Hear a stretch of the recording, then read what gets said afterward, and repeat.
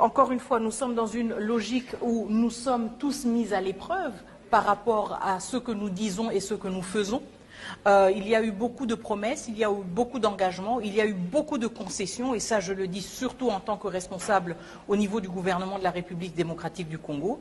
Nous allons évidemment voir si le M23 va se retirer de Walikale et si le M23 s'inscrit donc dans une logique justement de privilégier le dialogue, de privilégier la paix et surtout de privilégier les vies humaines qui jusqu'à présent n'ont pas vraiment fait état de considérations prioritaires. Donc nous espérons que cela se traduise dans des actions concrètes, mais en tout cas c'est une déclaration dont je viens de prendre connaissance. Il faut évidemment observer comment cela va se matérialiser.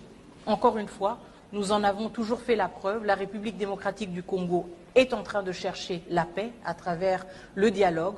Moi-même, j'ai participé pendant plus de 7 mois au processus de Luanda.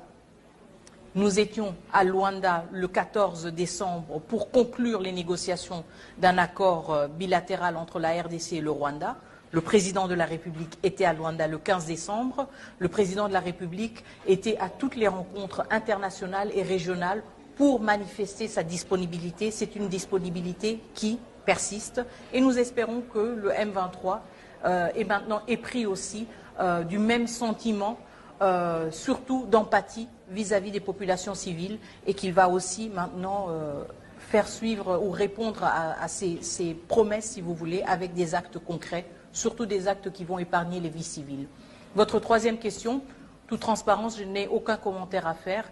Vous voyez vous-même que la diplomatie congolaise est un chantier, j'ai les mains pleines et j'ai encore beaucoup à faire au niveau de la diplomatie, une équipe merveilleuse avec laquelle j'ai le plaisir de travailler et je suis pleine d'ambition pour continuer notre travail au niveau de la diplomatie, tout comme tout le monde est en train de contribuer au niveau du gouvernement, que ce soit les autres ministres, notre chef du gouvernement, la première ministre et notre chef de l'État. Nous sommes dans une logique de mobilisation complète et absolue au service de la population congolaise face à une agression. Et